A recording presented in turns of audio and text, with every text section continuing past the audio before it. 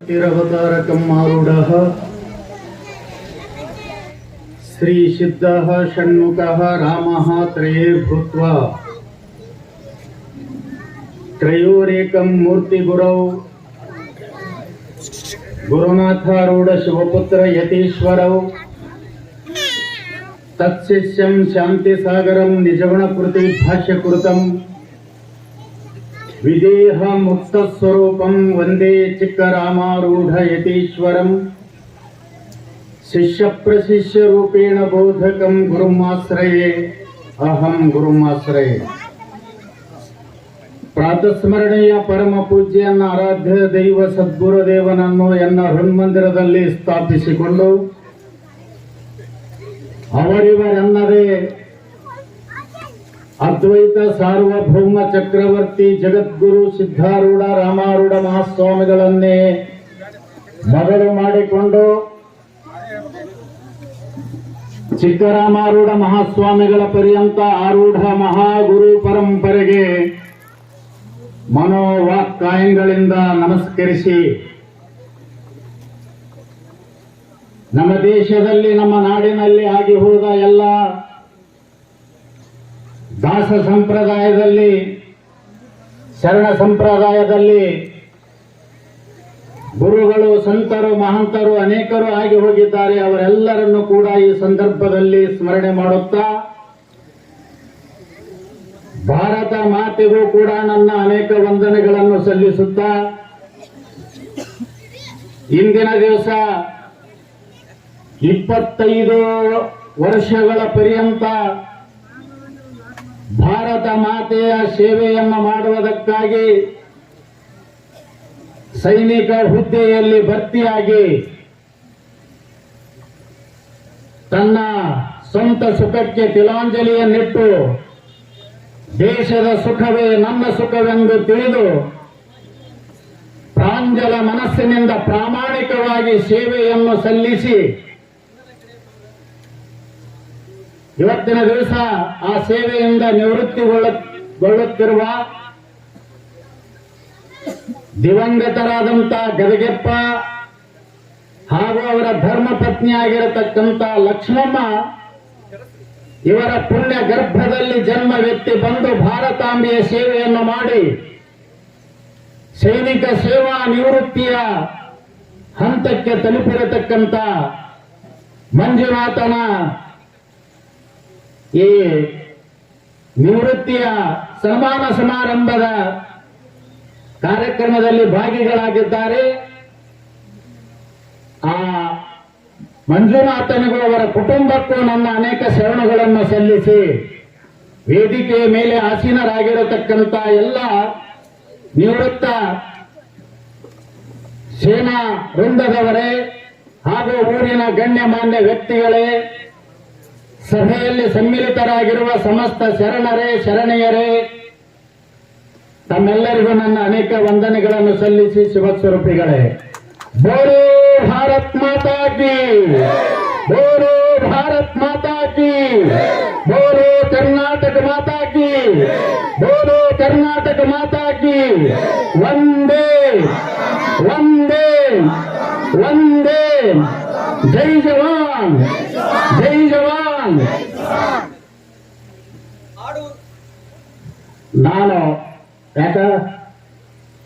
ನಾನು ಮುಗಿತತ್ ಮಾಡೀನಿ, ಶುರು ಮಾಡೀನಿ.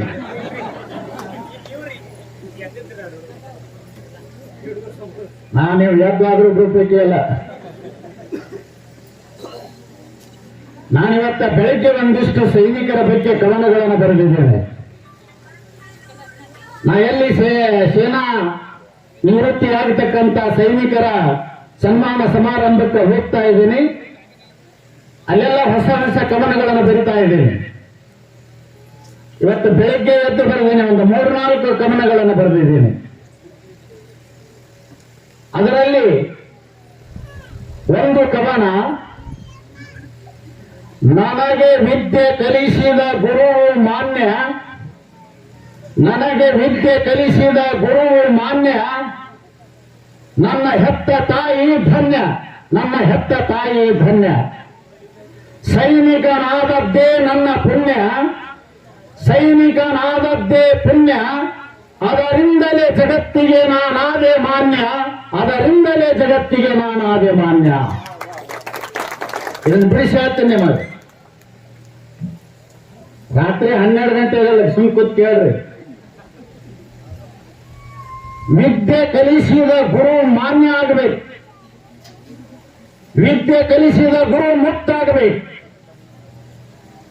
ವಿದ್ಯೆ ಕಲಿಸಿದ ಗುರುವಿಗೆ ಶೋಭೆ ಬರಬೇಕು, ವಿದ್ಯೆ ಕಲಿಸಿದ ಗುರುವಿನ ಜೀವನ ಸಾರ್ಥಕ ಆಗಬೇಕದು ಯಾರ ಕೈಯಲ್ಲಿದೆ ಅಂದ್ರೆ ಶಿಷ್ಯನ ಕೈಯಲ್ಲಿದೆ, ವಿದ್ಯಾರ್ಥಿಯ ಕೈಯಲ್ಲಿದೆ. ಏನ್ ಮಾಡ್ಬೇಕು? ಹಂಗಾಗಬೇಕಾದ್ರೆ ನನಗೆ ವಿದ್ಯೆ ಕಲಿಸಿದ ಗುರುವು ಮಾನ್ಯ, ಕಲಿತಂತ ವಿದ್ಯಾರ್ಥಿಗೂ ಮಾನ್ಯ ಆಗಬೇಕು. ಅವನ ಕೀರ್ತಿಯನ್ನು ಜಗತ್ತಿನ ತುಂಬೆಲ್ಲ ನಾವು ಹಬ್ಬಿಸಬೇಕು. ಜಗತ್ತಿಗೂ ಕೂಡ ವಿದ್ಯೆ ಹೇಳಿಕೊಟ್ಟಂತ ಗುರು ಮಾನ್ಯ ಆಗಬೇಕು. ಮಾನ್ಯ ಅಂದ್ರೆ ಮನ್ನಣೆಗೆ ಯೋಗ್ಯನಾದಂತ ವ್ಯಕ್ತಿಗೆ ಮಾನ್ಯ ಅಂತಾರ, ಮಾನಿಸಲಿಕ್ಕೆ ಯೋಗ್ಯವಾದ ವ್ಯಕ್ತಿಗೆ ಮಾನ್ಯ ಅಂತಾರ. ಅವಮಾನಿತಗೊಂಡ ವ್ಯಕ್ತಿ ಮಾನ್ಯ ಅನ್ನಬಾರದು. ಸುಮ್ಮನೆ ಶ್ರೀಮಾನ್ರು ಅವ್ ಮಾಡಲಾರ್ದೆಲ್ಲ ಹಲ್ಕ ಕೆಲಸ ಮಾಡಿರ್ತಾರೆ, ಅಂತವ್ರಿಗೆ ಮಾನ್ಯ ಅಲ್ಲ. ಯಾರು ನಿಮಗೆ ಜೀವನದಲ್ಲಿ ನಿಮ್ಮ ಜೀವನವು ಕತ್ತಲೆಯಾದಾಗ ಬೆಳಕಿನ ಅಕ್ಷರಗಳ ವಿದ್ಯೆ ಜ್ಞಾನವನ್ನು ನೀಡಿದಂತ ಒಬ್ಬ ಗುರು ಜಗತ್ತಿಗೆ ಮಾನ್ಯ ಆಗಬೇಕು. ಅದು ವ್ಯಕ್ತಿಯ ಕೈಯಾಗದ, ಶಿಕ್ಷಕನಿಂದ ಕಲಿತ ವಿದ್ಯಾರ್ಥಿಯ ಕೈಯಾಗದ. ಏನ್ ಮಾಡ್ಬೇಕು? ಹಂಗ ಮಾಡ್ಬೇಕಾದ ಏನ್ ಮಾಡ್ಬೇಕು? What is the meaning of education? ಏನ್ ಶಿಕ್ಷಣ ಅಂದ್ರ? ಶಿಕ್ಷಣ ಅಂದ್ರೆ ಏನ್ರಿ?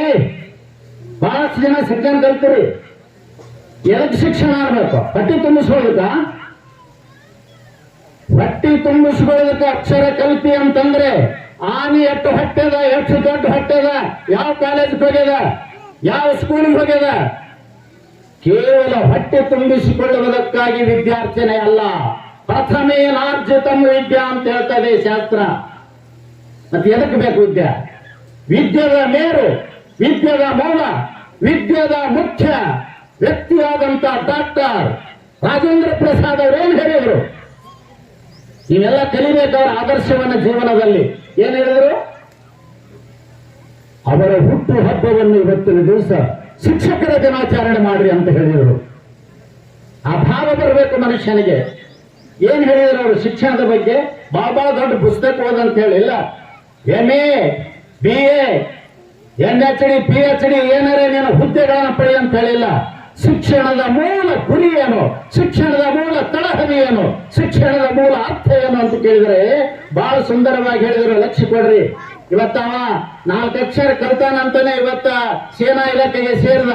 ಅಕ್ಷರ ಜ್ಞಾನ ಇರಲಿಲ್ಲ ಅಂದ್ರೆ ಏನ್ ಮಾಡಕ್ ಬರ್ತಿತ್ತು? ಅದಕ್ಕೆ ಪ್ರಥಮೇನಾರ್ಜಿತಂ ವಿದ್ಯಾ ದ್ವಿತೀಯೇನಾರ್ಜಿತಂ ಧನಂ ನಮ್ಮ ಶಾಸ್ತ್ರ ಹೇಳ್ತದ. ಮೊಟ್ಟ ಮೊದಲಿಗೆ ವಿದ್ಯೆ, ಅದರಿಂದ ಇವತ್ತ ಧನ ಸಂಪಾದನೆ ಮಾಡ್ಲಕ್ ಬರ್ತದ. ವಿದ್ಯೆನೇ ಇರ್ಲಿಲ್ಲ ಅಂದ್ರೆ ಏನ್ ಮಾಡ್ತಾನ ಮನುಷ್ಯ? ಇವತ್ತು ವಿದ್ಯೆ ಸಂಪಾದನೆ ಮಾಡಲಂದ್ರ ಆ ವಿದ್ಯೆ ಯಾವುದೇ ಇರಲಿ, ಬರೇ ಜಾಬ್ ಹೋಲ್ಡರ್ಸ್ ಆಯಾಯ ದೊಡ್ಡ ಹುದ್ದೆಗಳಲ್ಲಿ ನೌಕರಿ ಹಿಡಿದಲ್ಲ, ತಾನು ಕಲಿತ ವಿದ್ಯೆ ಯಾವುದಾದರೂ ಕೂಡ ಅದು ಹಣವನ್ನು ಸಂಪಾದನೆ ಮಾಡಲಿಕ್ಕೆ ಸಹಾಯ ಮಾಡ್ತದ. ಅದಕ್ಕೆ ಪ್ರಥಮೇನಾರ್ಜಿತಂ ವಿದ್ಯಾ. ಇವತ್ತು ಕಲ್ತಾವ ಎಷ್ಟೇ ಕಲೀಲಿ, ಇವತ್ತು SSLC ಮುಗಿಲಿ, PU ಕಂಪ್ಲೀಟ್ ಆಗಲಿ, ಆ ಅಕ್ಷರ ಗುರುವಿನಿಂದ ಕಲ್ತಾನಂತೆ ಇವತ್ತು ಸೈನಿಕ ಫೀಲ್ಡ್ ಒಳಗೆ ಹೋಗಿ ಸೈನಿಕನಾಗಿ ಸೇವೆ ಸಲ್ಲಿಸಿ ಬಂದ ಇಲ್ಲ. ಇರಲಿಲ್ಲ ಅಂದ್ರೆ ಆ ಹುದ್ದೆ ಅವನಿಗೆ ಯಾರು ಕೊಡ್ತಿದ್ರು? ಆ ಹುದ್ದೆಯನ್ನು ಪಡೀಲಿಕ್ಕೆ ದಾನ ಮಾಡಿದಂತ ದಾನಿ ಮಹಾದಾನಿ ಯಾರು ಅಂದ್ರೆ ಅಕ್ಷರ ದಾನ ಮಾಡಿದವ ಶಿಕ್ಷಕ ಗುರು, ಅವ ಮಾನ್ಯ ಆಗಬೇಕು ಜಗತ್ತಿನಲ್ಲಿ. ಅದಕ್ಕೆ ಹೇಳಿದ್ರು ಅವರು, ರಾಧಾಕೃಷ್ಣರವರು, ಶಿಕ್ಷಣ ಅಂದ್ರೆ ಇಷ್ಟೇ ತಿಳ್ಕೊಳ್ರಿ. ಸ್ತ್ರೀ ಪುರುಷರ ಬೌದ್ಧಿಕ ಸಾಮಾಜಿಕ ಬೆಳವಣಿಗೆಗೆ ಯಾವುದು ಕಾರಣವಾಗುತ್ತದೆಯೋ ಅದಕ್ಕೆ ಶಿಕ್ಷಣ ಅನ್ನಬೇಕು ಅಂತ ಹೇಳಿದರು. ಏನು ಶಿಕ್ಷಣ? ಯಾವುದು ಮತ್ತೊಬ್ಬರಿಗೆ ಕೈ ಒಡ್ಡದೆ ಸ್ವಂತ ತನ್ನ ಕಾಲ ಮೇಲೆ ನಿಂತು ಬದುಕುವಂತೆ ಮಾಡುತ್ತದೆಯೋ, ಯಾವುದು ಸಮಾಜ ಸೇವೆಯನ್ನು ಮಾಡಲಿಕ್ಕೆ ಅವನಿಗೆ ಸಹಾಯ ಮಾಡುತ್ತದೆಯೋ ಅದಕ್ಕೆ ಶಿಕ್ಷಣ ಅಂತ ಕರಿಬೇಕು ಅಂತ. ಏನ್ ಮಾಡಿದ್ವಿ ನಾವು ಶಿಕ್ಷಣ ಕಲಿತು? ಬಹಳಷ್ಟು ಜನ ನೀವು ಮಕ್ಕಳಿಗೆ ಓದಿಸ್ತಿರಲ್ಲ, ಪ್ರಾಮಾಣಿಕತೆಯಿಂದ ಓದಿಸ್ರಿ. ಒಳ್ಳೆಯ ಇಲಾಖೆಯಲ್ಲಿ ಹೋಗಿ ನೀನು ಸೇವೆ ಮಾಡಂತ ಹೇಳ್ರಿ, ಲಂಚ ಬಡಕನಾಗಿ ಬದುಕಬೇಡ ಅಂತ ಹೇಳ್ರಿ, ಲಂಚ ಸಿಗುವಂತದಕ್ಕೆ ಹೋಗಬೇಡ ನೀನು ಆ ಹುದ್ದೆಗೆ ಅಂತ ಹೇಳ್ರಿ.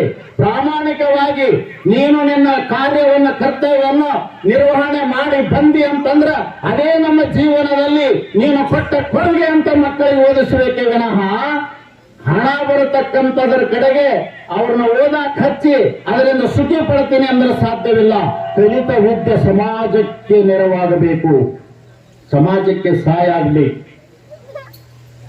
ಇವತ್ತು ಕಲಿತ ವಿದ್ಯೆ ಸಮಾಜಕ್ಕಲ್ಲ ದೇಶಕ್ಕೆ ಸಹಾಯವಾಯಿತಲ್ಲ. ಏನ್ ಹೇಳಿದ್ರು ಅವರು? ವಿದ್ಯೆಯಿಂದ ಮನುಷ್ಯ ಮತ್ತೊಬ್ಬರಿಗೆ ಅದನ್ನ ಹಂಚಬೇಕು, ಸಹಾಯ ಮಾಡಬೇಕು, ಸಮಾಜವನ್ನು ಉದ್ಧಾರ ಮಾಡಬೇಕು. ಅದು ಕೇವಲ ವಿದ್ಯೆಯಿಂದ ಸಾಧ್ಯ, ಶಿಕ್ಷಣದಿಂದ ಸಾಧ್ಯ, ಶಿಕ್ಷಣ ಜ್ಞಾನದಿಂದ ಸಾಧ್ಯದ. ಅದಕ್ಕೆ ಆ ಗುರುವಿನಿಂದ ನಾವು ಅಕ್ಷರ ಕಲಿತು ಹಟ್ಟಿ ತುಂಬಿಸುವುದಲ್ಲ, ಫಲಾಮಣಿ ಗಳಿಸುವುದಲ್ಲ, ಸಮಾಜಕ್ಕೆ ನೀಡಬೇಕು, ಸಮಾಜದಲ್ಲಿ ತಪ್ಪು ತಡೆಗಳನ್ನು ತಿದ್ದಬೇಕು, ಅದನ್ನ ಸಾಮಾಜಿಕ ಕೆಲಸಕ್ಕಾಗಿ ಉಪಯೋಗ ಮಾಡ್ಕೋಬೇಕು. ಅದಕ್ಕೆ ಗುರು ಧನ್ಯ ಆಗ್ತಾನವ. ನೀವು ತಿಳ್ಕೊಂಡ್ರಿ, ಗುರುವಿನಿಂದ ವಿದ್ಯಾಧ್ಯಯನ ಮಾಡಿದಂತ ಶಿಕ್ಷಕ ಹೊರಗೆ ಬಂದು ಮಾಡಬಾರದಂತ ಹೀನ ಶಿಕ್ಷಕನಿಂದ ವಿದ್ಯೆ ಕಲಿತು ಬಂದಂತ ವಿದ್ಯಾರ್ಥಿ ಮಾಡಬಾರದ ಹೀನ ಕಾರ್ಯ ಮಾಡಿದ, ಅವ ದರೋಡೆಕೋರ ಆದ, ಗುಂಡ ಆದ, ಕೊಲೆಗಾರ ಆದ, ಅವನ ಮಾಡಿದ ಪಾಪ ಗುರು ಹೋಗ್ತದಂತ. ಮತ್ತವ ಹ್ಯಾಂಗ ಮುಕ್ತಾಗ್ತಾನೆ? ನೀನು ಮಾಡಿದ ಪಾಪ ಗುರುವಿಗೆ ಹೋಗ್ತದೆ. ಇವತ್ತು ನಮ್ಮ ಕ್ಷೇತ್ರದಲ್ಲಿನೂ ಕೂಡ ಅಧ್ಯಾತ್ಮ ಕ್ಷೇತ್ರ ವಿದ್ಯೆ ಪ್ರತಪತ್ತಿ ಪರಾಚೈವ ಪರಾಚ ಎರಡೇ ವಿದ್ಯೆ ಅದಾವ ಈ ಜಗತ್ತಿನಲ್ಲಿ. ಒಂದು ಪರ ವಿದ್ಯೆ, ಒಂದು ಅಪರ ವಿದ್ಯೆ. ನಮಗೆ ಹೇಳಿಕೊಡೋದು ಪರ ವಿದ್ಯೆ, ನಿಮಗೆಲ್ಲರಿಗೂ ಹೇಳಿಕೊಡೋದು ಸಮಾಜ ಬದುಕಲಿಕ್ಕೆ, ಸಮಾಜ ಹೆಂಗ ನಡಿಬೇಕು, ಸಮಾಜ ಹೆಂಗ ಉದ್ಧಾರ ಮಾಡಬೇಕು, ಸಮಾಜದ ಕಳಕಳಿ ಏನು ಅಂತ ತಿಳ್ಕೊಂಡು ನಿಮಗೆ ಹೇಳೋದು ಸಾಮಾಜಿಕ ಶೈಕ್ಷಣಿಕವಾಗಿರತಕ್ಕಂಥ ಈ ವಿದ್ಯೆಯಾದ ಲೌಕಿಕ ವಿದ್ಯೆ. ನಮ್ಮದು ಅಲೌಕಿಕ ವಿದ್ಯೆ. ಯಾವುದೇ ಕ್ಷೇತ್ರದಲ್ಲಿ ಗುರುವಿನಿಂದ ಶಿಷ್ಯ ವಿದ್ಯೆ ಪಡ್ಕೊಂಡು ಬಂದ ಅಂದ್ರ ಅದು ಜಗತ್ತಿಗೆ, ಸಮಾಜಕ್ಕೆ, ನಮ್ಮ ದೇಶಕ್ಕೆ ಒಳಿತನ್ನುಂಟು ಮಾಡುವ ಮಾರ್ಗದಲ್ಲಿ ಅದು ನಡೆಯಿತು ಅಂತಂದ್ರೆ ನಾವು ಗುರುವಿನಿಂದ ಕಲಿತ ವಿದ್ಯೆ ಸಾರ್ಥಕ ಆಗ್ತದ. ಅವಾಗ ಗುರು ಮಾನ್ಯ ಆಗ್ತಾನ. ಅದಕ್ಕೆ ನನಗೆ ವಿದ್ಯೆ ಕಲಿಸಿದ ಗುರು ಮಾನ್ಯ. ನಾವು ಮಾಡಬಾರ್ದು ಏನು ಕೆಲಸ ಮಾಡಿದೇವೆ ಅಂದ್ರ ಅವ ಹೋಗಿ ಬಿಡ್ತಾನ, ಬಂಧನದಲ್ಲಿ ಗುರು ಸಿಗ್ತಾನ, ಅವನ ಪಾಪದಲ್ಲಿ ವಿದ್ಯಾರ್ಥಿನಿ ಕೆಡದಂಗ ಆಗ್ತದ. ಅದಕ್ಕೆ ಗುರು ಮಾನ್ಯ ಆಗಬೇಕು ಅಂತ. ಇನ್ನ ಹೆತ್ತ ತಾಯಿ ಧನ್ಯ. ಏನ್ರಿ? ಹೆತ್ತ ತಾಯಿ ಧನ್ಯ. ಎಂತ ಮಕ್ಕಳು ಹಿಡಿಬೇಕು. ಮದುವೆ ಮಾಡ್ಕೊಳ್ಳೋದು ಕಲ್ತೀರಿ, ಹಡಿಯೋದು ಕಲ್ತೀರಿ ಅಷ್ಟೇ. ನೀವು ಏನ್ ಮಾಡಿದ್ರಿ? ಹಡಿದು ತಾಯಿ ಧನ್ಯ ಆಗ್ಬೇಕಲ್ಲ. ಜನ್ಮ ಕೊಟ್ಟ ತಾಯಿ ಧನ್ಯ ಆಗ್ಬೇಕು. ನಮ್ಮ ಶಾಸ್ತ್ರ ಹೇಳ್ತಾ ಇದೆ, ತಂದೆ ತಾಯಿಗಳಿಗೆ ಒಂದು ನರಕ ಇರ್ತದಂತೆ. ನರಕ ಲಕ್ಷ ಕೊಟ್ಟು ಕೇಳ್ರಿ. ನಾನು 3 ವರ್ಷ ಆಯ್ತು ಬಂದಿಲ್ಲ, ಅದಕ್ಕೆ 3 ವರ್ಷದ ಅಮ್ಮೆ ಹೇಳಿ ಹೋಗ ಇವತ್ನ.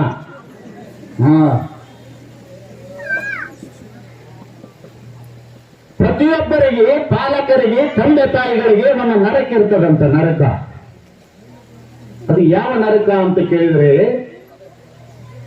ಪುತ ಅಂತ ಒಂದು ನರಕದ. ಪುನ್ನಾಮ ನರಕ ತ್ರಾಯತೆ ಇತಿ ಪುತ್ರ. ಪುತ್ರ ಮಗ ಅಂತ ಯಾರಿಗನ್ನಬೇಕು ಅಂತ ಕೇಳಿದ್ರೆ ಸಹಜವಾಗಿ ತಂದೆ ತಾಯಿಗಳಿಗೆ ತಾನಾಗಿ ಇರತಕ್ಕಂತ ಒಂದು ನರಕ ಇರ್ತದಂತ. ಆ ನರಕದಿಂದ ಅವರನ್ನ ದಾಟಿಸುವ ಯಾವದನ ಅವನಿಗೆ ಪುತ್ರ ಅಂತ ಕರೀತಾ ಇದ್ದಾರೆ. ಅವಾಗ ಅವನ ತಂದೆ ತಾಯಿಗಳು ಧನ್ಯರಾಗ್ತಾರಂತೆ. ಇವತ್ತು ಸುಮ್ಮನೆ ಹಡಿಯೋದಲ್ಲ. ಇವತ್ತು ನೋಡ್ರಿ, ಒಬ್ಬ ವೀರ ಯೋಧನನ್ನ ಹಡೆದು ಹೊತ್ತು ಜೋಪಾನ ಮಾಡಿ ದೇಶದ ಕೈಗೆ ನೀಡ್ತಾಳ ಅಂದ್ರೆ ಆ ತಾಯಿ ಎಷ್ಟು ಧನ್ಯ ಇರಬೇಕು ಜಗತ್ತಿನಲ್ಲಿ. ಹೆತ್ತ ತಾಯಿ ಧನ್ಯ ಆಗಬೇಕಾದ್ರೆ ಇಂಥ ಮಕ್ಕಳನ್ನ ಹಿಡಿಬೇಕಂತ. ಈ ನೋಡಿ, ನಿಮ್ಮ ಮಕ್ಕಳು ಏನಾದರೂ ಮಾಡಿದ್ರಂದ್ರ ಲಕ್ಷ ಕೊಡಿ, ನಾ ಹೇಳ್ತೀನಿ. ನಿಮ್ಮ ಮಕ್ಕಳು ಮಾಡಲಾರದಂತ ಅವ್ಯವಹಾರ, ಅನಾಚಾರ, ಅತ್ಯಾಚಾರ, ದರೋಡೆ, ಮೋಸ, ವಂಚನೆ, ಸುಲಿಗೆ, ಕೊಲೆ ಮಾಡಬಾರದಂತ ಸಮಾಜದಲ್ಲಿ ಹೀನ ಕಾರ್ಯಗಳನ್ನು ನಿಮ್ಮ ಮಕ್ಕಳು ಮಾಡಿದ್ರು ಅಂತಂದ್ರೆ ಯಾವ ಮಗನಾಗಿ ಹುಟ್ಟಿ ತಂದೆ ತಾಯಿಗಳನ್ನು ನರಕದಿಂದ ಪಾರು ಮಾಡಲಿಕ್ಕೆ ಹುಟ್ಟಿದ್ದಾನೆಯೋ ಅವನೇ ಮಾಡಬಾರದಂತ ಹೀನ ಕೃತಿಗಳನ್ನು ಮಾಡಿದಂತ ಮಗ ಇದ್ದ ಅಂತಂದ್ರೆ ಸೂರ್ಯ ಚಂದ್ರರಿರುವವರೆಗೂ ಅಕ್ಷಯ ನರಕ ಆಗುತ್ತದೆ ಅಂತ ಬರೀತಾರೆ ನಮ್ಮ ಶಾಸ್ತ್ರದಲ್ಲಿ. ತಂದೆ ತಾಯಿಗಳು ಸೂರ್ಯ ಚಂದ್ರ ಇರುವವರೆಗೂ ನರಕಕ್ಕೆ ಹೋಗಬೇಕಾಗ್ತದಂತ. ಅದಕ್ಕೆ ಎಂತ ಮಕ್ಕಳನ್ನ ಹಿಡಿಬೇಕು ಅಂತ ಕೇಳಿದ್ರೆ ಇವತ್ತ ಸಮಾಜ ಸೇವೆ ಮಾಡತಕ್ಕಂತ ಮಕ್ಕಳನ್ನ ಹಿಡಿಬೇಕು, ಇವತ್ತ ದೇಶ ಸೇವೆ ಮಾಡತಕ್ಕಂತ ಮಕ್ಕಳನ್ನ ಹಿಡಿಬೇಕು, ತನ್ನ ಶಕ್ತಿಯನ್ನ ಪರರಿಗೆ ರಕ್ಷಣೆಗಾಗಿ ಉಪಯೋಗ ಮಾಡತಕ್ಕಂತ ಮಕ್ಕಳನ್ನ ಹಿಡಿಬೇಕು. ನೀವು ತಿಳ್ಕೊಳ್ರಿ, ನೀವು ಬರೀ ಹಡಿಯೋದು ಕಲ್ತ್ರಿ, ಸ್ಕೂಲಿಗೆ ಹೆಸರು ಹಚ್ಚಿದ್ರಿ, ವಿದ್ಯಾಧ್ಯಯನ ಮಾಡೋದು ಕಲಿಸ್ರಿ, ನೈತಿಕ ಪಾಠ ಒಬ್ಬರೇ, ಮಾರಲ್ ಎಜುಕೇಶನ್ ಒಬ್ಬರೇ ಕಲಿಸಿರಿ, ಹಣೆ ಮಾಡಿ ಹೇಳ್ರಿ. ಇಲ್ಲಿ ಗೊತ್ತಿರಲ್ಲ ಎಷ್ಟು ಜನ ಶಿಕ್ಷಕರು ಅದಿರಿ, ಎಷ್ಟು ಜನ ನೀವು ಹೆತ್ತವ್ರು ಅದಿರಿ. ಒಬ್ಬರಾದ್ರೂ ಬೆಳಿಗ್ಗೆ ತಂದೆ ತಾಯಿಗೆ ನಮಸ್ಕಾರ ಮಾಡತ್ ಹೇಳಿರಾ, ದೇವರಿಗೆ ನಮಸ್ಕಾರ ಅಂತ ಹೇಳಿರಾ, ವಿಭೂತಿ ಅಂತ ಹೇಳ್ತೀರಾ, ಊರೊಳಗೊಂದು ಮಂದಿರ ಇರ್ತದೆ ಹೋಗಂತ ಹೇಳಿರ ಮಾಡ ನಿಮ್ ಹೆಣ ಎತ್ತಬೇಕು. ನಿಮಗೂ ಹೋಮ್ ವರ್ಕ್ ಮಾಡಿದ್ವಿ, ಸ್ಕೂಲ್ ವರ್ಕ್ ಮಾಡಿದ್ವಿ, ಮಾಡ್ತಾರ ದೇಶ ಸ್ವಚ್ಛ ಮಾಡ್ತಾರ, ಇಂಥವ್ರು ದೇಶ ಹಾಳು ಮಾಡ್ತಾರ ನಾಲಾಯಕರು. ಬರೇ ಹೋಮ್ ವರ್ಕ್ ಮಾಡಿದೆ ಅಂತ ಕೇಳಬೇಡ್ರಿ, ಬರೇ ಓದ್ದೇನು ಪಾಠ ಕಂಠಪಾಠ ಮಾಡಿದೇನ ಅಂತ ಕೇಳಬೇಡ್ರಿ. ಅವರಿಗೆ ನೈತಿಕತೆಯಾದಂತ ಮಾರಲ್ ಎಜುಕೇಶನ್ ನನ್ನ ಮಕ್ಕಳ ಹೃದಯದಲ್ಲಿ ನಾವು ಏನು ಮಾಡಿದ್ರೆ ಆಗ್ತದ ಅನ್ನೋದನ್ನ ತಿಳ್ಕೋಬೇಕು. ಹಡಿಯೋದು ಮುಖ್ಯ ಅಲ್ಲ, ಮಕ್ಕಳನ್ನ ಬೆಳೆಸೋದು ಮುಖ್ಯ. ಶಾಸ್ತ್ರ ಕೇಳ್ಬೇಕು ನೀವು, ಅದಕ್ಕೆ ಮಠಕ್ಕೆ ಬರ್ಬೇಕು. ನಿಮ್ಗೆ ಹ್ಯಾಂಗ್ ಹಡಿಬೇಕು ಅನ್ನೋದು ಹೇಳ್ತೀವಿ ನಾವು. ನೀವು ಬೇದ್ರ ಪರವಾಗಿಲ್ಲ, ಹ್ಯಾಂಗ ಬಳಸಬೇಕು ಮಕ್ಕಳನ್ನ ಅನ್ನೋದು ಹೇಳ್ತೀವಿ. ಬಹಳ ಚಂದ ಹೇಳ್ತಾರೆ ನಮ್ಮ ಶಾಸ್ತ್ರದಾಗ. ಲಾಲ ಏತ್ ಪಂಚವರ್ಷಾಣಿ ತಾಡ ಏತ್ ದಶವರ್ಷಾಣಿ ಷೋಡಶ ವರ್ಷ ಪ್ರಾಪ್ತೇಶು ಮಿತ್ರೇಶು ಪುತ್ರವಾದ ಆಚರೇತ. ಮಕ್ಕಳನ್ನ ಹೆಂಗ ಬೆಳೆಸಬೇಕು ಅನ್ನೋದು ನಮ್ಮ ಶಾಸ್ತ್ರ ಹೇಳ್ತದ. ನಿಮ್ಗೇನು ಗೊತ್ತದ? ಹಾಡಿದ್ರೆ ಬಿಟ್ರಿ, ಮತ್ತೊಬ್ಬರಿಗೆ ಮೂಲ ಮಾಡಿ ಯಾಕೆ ಹರಿತೀರಿ? ಅವ ಮಾಡಲಾರದಂತ ಹೀನ ಕೃತಿ ಮಾಡಿದ್ರೆ ಆ ಪಾಪ ಅವರ ತಂದೆ ತಾಯಿಗಳು ಅನುಭವಿಸಬೇಕಾಗ್ತದ, ಅವ್ರ ನರಕದಲ್ಲಿ ಇರಬೇಕಾಗ್ತದ. ಅದಕ್ಕೆ ನೀವು ವಿದ್ಯಾರ್ಥಿಯರ ಜೊತೆಗೆ ನೈತಿಕತೆಯ ಪಾಠ ಕಲಿಸ್ರಿ. ಅಂದ್ರೆ ಅವರ ಜೀವನ ಅವನು ಪಾವನ ಆಗ್ತದ, ಹೆತ್ತವರ ಜೀವನನೂ ಪಾವನ ಆಗ್ತದ. ನಮಗ್ ಗೊತ್ತಾಗ್ತದ ನಮ್ಮ ಮಗ ಸರಿ ಇಲ್ಲ ಅಂತ. ನಿಮ್ಗೆ ಹೇಳ್ತೀನಿ, ಮಹಾಭಾರತದಲ್ಲಿ ದುರ್ಯೋಧನನಿಗೆ ಒಂದು ಹೆಸರು ಕೊಟ್ಟರು. ಏನ್ ಮಾಡೋದು?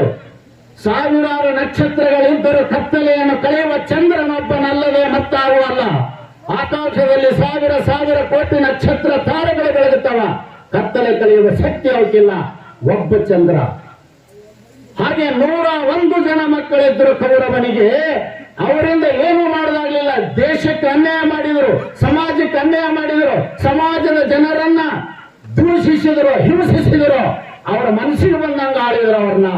ಅದಕ್ಕೆ ಅವಾಗೊಂದು ಹೆಸರು ಕೊಟ್ಟರು ದುರ್ಯೋಧನನಿಗೆ. ಏನು ಅಂತ ಕೇಳಿದ್ರೆ ಕುಲಕಂಟಕ. ಮಕ್ಕಳು ಹುಟ್ಟಿ ಕುಲಕ್ಕೆ ಕಂಟಕ ಆಗಬಾರದು, ಮಕ್ಕಳು ಹುಟ್ಟಿ ಮನೆಗೆ ಕಂಟಕ ಆಗಬಾರದು, ಮಕ್ಕಳು ಹುಟ್ಟಿ ಊರಿಗೆ ಕಂಟಕ ಆಗಬಾರದು, ರಾಜ್ಯಕ್ಕಾಗಬಾರದು, ದೇಶಕ್ಕಾಗಬಾರದು, ಜಗತ್ತಿಗೆ ಇಂಟರ್ನ್ಯಾಷನಲ್ ಗುಂಡ ಆಗಬಾರದು. ಕುಲಕಂಟಕ. BA 93 BA ಹಚ್ಚಿದ್ರು. ನಾನೇನು ಓದಿಲ್ಲ, 7ನೇ ಕಲ್ತೀನಿ ನಾನು. BA ಹುಡುಗ ಪಾಠ ಮಾಡ್ತಿದ್ದೆ ನಾ ಚಮ್ಮಕ್ಕಾಡು ಮಠದಾಗ.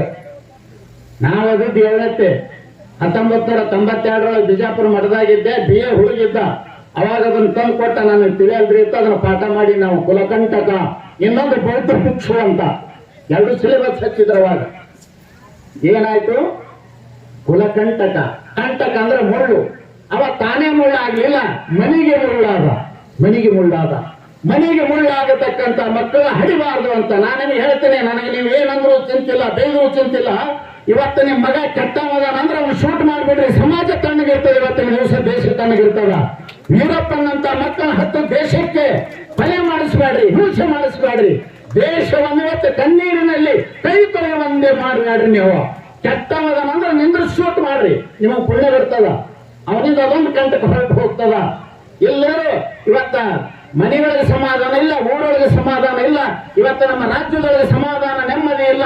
ಯಾಕಂದ್ರೆ ಇಂಥ ದುಷ್ಟ ಮಕ್ಕಳು ಹುಟ್ಟಿ. ಯಾಕೆ ನಿಮಗ್ ಗೊತ್ತಿಲ್ಲ? ಮಕ್ಕಳ ಹಡಿಯೋದು ಅಷ್ಟೇ ಗೊತ್ತದ. ನೀವು ಮಕ್ಕಳನ್ನ ಹಡರಿ. ಅವರಿಗೆ ಹೇಗೆ ಜೀಜಾಬಾಯಿ ಶಿವಾಜಿ ಮಹಾರಾಜನಿಗೆ ಚಿಕ್ಕವನಿರುವಾಗಲೇ ಶೌರ್ಯದ ಮಾತುಗಳನ್ನು ಹೇಳಿ, ಸೂರತನದ ಮಾತುಗಳನ್ನು ಹೇಳಿ ಒಬ್ಬ ಮಹಾನ್ ರಾಜನನ್ನಾಗಿ ಮಾಡಿ ಹಿಂದೂ ಧರ್ಮವನ್ನು ಸಂರಕ್ಷಣೆ ಮಾಡಲಿಕ್ಕೆ ತಯಾರು ಮಾಡಿದ್ಲು ಒಬ್ಬ ಮಾತೆ. ಬರೀ ರೊಕ್ಕ ನೋಡಿ ಬ್ಯಾಡ್ರಿ, ಅಲ್ಲೆಲ್ಲೇ ಒಂದು ಸ್ಕೂಲ್ ಆಗುತ್ತೆ, ಇನ್ನ ಪ್ರೆಗ್ನೆಂಟ್ ಇದ್ದಾಗ ಹೋಗಿ ನಂಬರ್ ಹಚ್ಚಬೇಕಂತ. ಏನು ಓದಿಸಿದ್ರಿ ನೀವು? ಏನು ಓದಿದ್ರಿ ಜಗತ್ತಿನಲ್ಲಿ? ಏನು ಓದಿ ಕೊಡುಗೆ ಕೊಟ್ರಿ ನೀವು ಸಮಾಜಕ್ಕೆ? ಬೆಂಕಿ ಹತ್ತರಿ ನಿಮ್ಮ ಓದಿಗೆ. ಸಮಾಜ ನಿಮ್ಮನ್ನು ನೋಡಿ ನರಳುತ್ತಿತ್ತು ಅಂತಂದ್ರೆ ಮನುಷ್ಯರಲ್ಲ ನಾವು ಅನ್ನಬೇಕು. ನಾವು ಕಲಿತದ್ದು ಸಮಾಜಕ್ಕೆ ಉಪಯೋಗ ಆಗಬೇಕು, ನಾವು ಕಲಿತದ್ದು ದೇಶಕ್ಕೆ ಉಪಯೋಗ ಆಗಬೇಕು, ನಿನಗಾಗಿ ಬದುಕುವುದಲ್ಲ.